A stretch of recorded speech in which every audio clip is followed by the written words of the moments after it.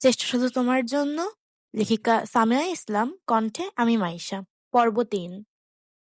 সায়রার জীবনটা এখন একেবারে বদলে গেছে। সাফওয়ান এখন অতীত। সে আর ফিরবে না।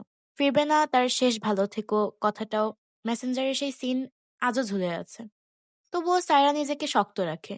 কারণ সে শিখে গেছে যে মানুষ চাই না তার কাছে বারবার ফিরে যাওয়া মানেই নিজেকে ছোট করা। সুমনা ও রিয়ান সম্পর্কটা এখনো ঝুলে আছে। না পুরোপুরি শেষ হয়েছে, না ঠিক হয়েছে। এক সকালে রিয়ানের ছোট্ট একটা মেসেজে, আমাকে বিদেশে যেতে হচ্ছে, সবকিছু ছেড়ে তুমি ভালো থেকো। সুমনা স্তব্ধ। না কোনো বিদায়, না কোনো প্রতিশ্রুতি, শুধু এক টুকরো ভালো থাকিস। তবুও সে কিছু বলে না। কারণ কিছু কিছু সম্পর্ক থাকে শুধু হৃদয়ে, বাস্তবে নয়। দেখতে দেখতে সময় পেরিয়ে যায়। ২ বছরের হোস্টেল জীবন, ক্লাস, হাসি মজা, বন্ধুদের সঙ্গে আড্ডা, সবশেষে এলো এইচএসসি পরীক্ষা। সবার ফলাফল অসাধারণ। এখন তাদের নতুন অধ্যায় শুরু, বিশ্ববিদ্যালয়ে ভর্তি। সায়রা ছোটবেলা থেকেই লয়ার হওয়ার স্বপ্ন দেখেছে। এসএসসি এর পর সে এলএলবি, ব্যাচেলর অফ লয়ার্স এ ভর্তি হলো। শহরের বিশ্ববিদ্যালয়ে ক্লাস, লেকচার, লর প্র্যাকটিস, সবকিছু নতুন ও চ্যালেঞ্জিং। হোস্টেল জীবনে এখনও তার পাশে, কিন্তু পড়াশোনার চাপ ও নতুন নিয়ম তাকে আরও দায়িত্বশীল বানাচ্ছে। সুমনা ডাক্তার হওয়ার স্বপ্ন এখন আরও কাছে। এসএসসি শেষ করে সে মেডিকেল কলেজ মেডিসিন বিভাগের অনার্স বা এমবিবিএস কোর্সে ভর্তি হলো।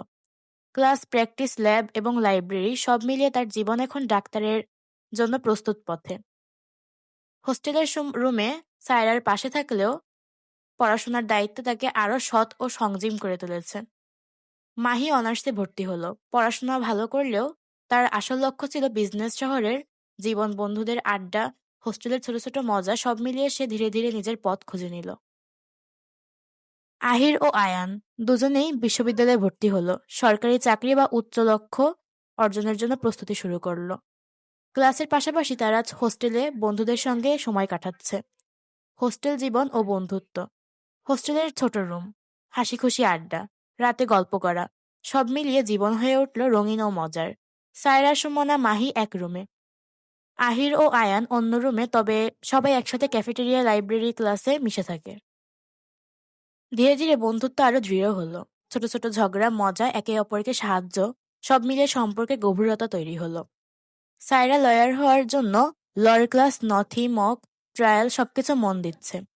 সুমনা মেডিসিনের ক্লাস, ল্যাব প্র্যাকটিস, রোগীর সঙ্গে যোগাযোগ, সবকিছু শিখছে। মাহি অনার্স শেষ করে ভবিষ্যৎ নিজের বিজনেস শুরু করতে যায়। আহির ও আয়ান ধীরে ধীরে সরকারি চাকরির প্রস্তুতি নিচ্ছে। দিনে ক্লাস, রাতে হোস্টেলের আড্ডা, সপ্তাহান্তে ছোট ছোট আউটিং, বন্ধুত্ব, পড়াশোনা, স্বপ্ন, সব মিলিয়ে জীবন হয়ে উঠল একটি রঙিন, শিক্ষণীয়, স্মরণীয় অধ্যায়। ধীরে ধীরে তারা বুঝল, নিজের লক্ষ্য পূরণ করতে হলে বন্ধুদের পাশে থাকা, সময়ের মূল্য বোঝা এবং কঠোর অধ্যয়ন খুবই গুরুত্বপূর্ণ। নতুন চরিত্র এন্ট্রি। আরিশ চৌধুরী, চৌধুরী বংশের উত্তরসূরি। রাগী, অহংকারী, কিন্তু ভেতরে অদ্ভুত এক গভীরতা। দেশের নামকরা বিজনেস গ্রুপ চৌধুরী কর্পোরেশন এর ভবিষ্যৎ কর্ণধার। আজ ক্যাম্পাসে আসছেন স্পেশাল গেস্ট আরিশ চৌধুরী। সায়রা তাড়াহুড়া করে সেমিনার রুমে ঢুকছিল। হঠাৎ কারোর সঙ্গে ধাক্কা খেয়ে দরজার সামনে পড়ে যায়। সামনে তাকাতে দেখতে পায় কালো শার্ট, সানগ্লাস, রুক্ষ মুখাবয়ব আরিশ চৌধুরী। ওহ, এক্সকিউজ মি, আপনি রাস্তা না দেখে হাঁটেন নাকি? সায়রা রাগে বলে। আরিশ ঠান্ডা গলায় উত্তর দিল, যে চোখে গাড়ি না দেখে মানুষ চলে আসে তার ভুল খুঁজে আমি সময় নষ্ট করি না। সায়রার মুখে রাগে লাল। আপনার মতো মানুষকে ভদ্রতা শেখানো বোধহয় সময় অপচয়। আরিশ হালকা হেসে বলল, ভদ্রতা সব জায়গায় মানায় না। বিশেষ করে যাদের বুদ্ধিমতী ভাব আছে কিন্তু আচরণ নাটকের মতো। সেই ঘটনা পুরো ক্যাম্পাসের সামনে ঘটে, সবাই তাকিয়ে নিঃশব্দে। সায়রার চোখে অহংকারী ধনী ছেলে, আর আরিশের চোখে একটি অহংকারী নাটুকে মেয়ে। স্টেজে আরিশ চৌধুরী যখন বক্তব্য দেয় সবাই মুগ্ধ। তার ঠান্ডা অথচ দৃঢ় কণ্ঠ, পরিকল্পনা তার ব্যক্তিত্বে হলো নিঃশব্দ, কিন্তু সায়রার মনে তখনও ঘৃণার আগুন। পরে জানা গেল আরিশ এই ইউনিভার্সিটির গোপন দাতা। সে স্কলারশিপ ফান্ড, স্টুডেন্টের সাপোর্ট, ডেভেলপমেন্টের প্রজেক্ট ইনভেস্ট করেছে। আজ সেসব দেখতে এসেছে। তবুও সায়রার চোখে সে এখন শুধু একটা অহংকারী, অসভ্য লোক। ক্লাস শেষে মাহি বলে, তুই জানিস কে ছিল ও? চৌধুরী কর্পোরেশন সিনেমার হিরো টাইপ। সায়াদ চোখ ঘুরিয়ে বলে, হিরো না হিরোইনদের অপমান করার রোবট টাইপ কিছু। অসভ্য আদব কায়দা বলতে কিছু আছে কিনা সন্দেহ। ধন্যবাদ এতক্ষণ আমার সাথে থাকার জন্য। পরবর্তী পর্ব পেতে চাইলে অবশ্যই চোখ রাখুন ভয়েস বাই মাই সাথে।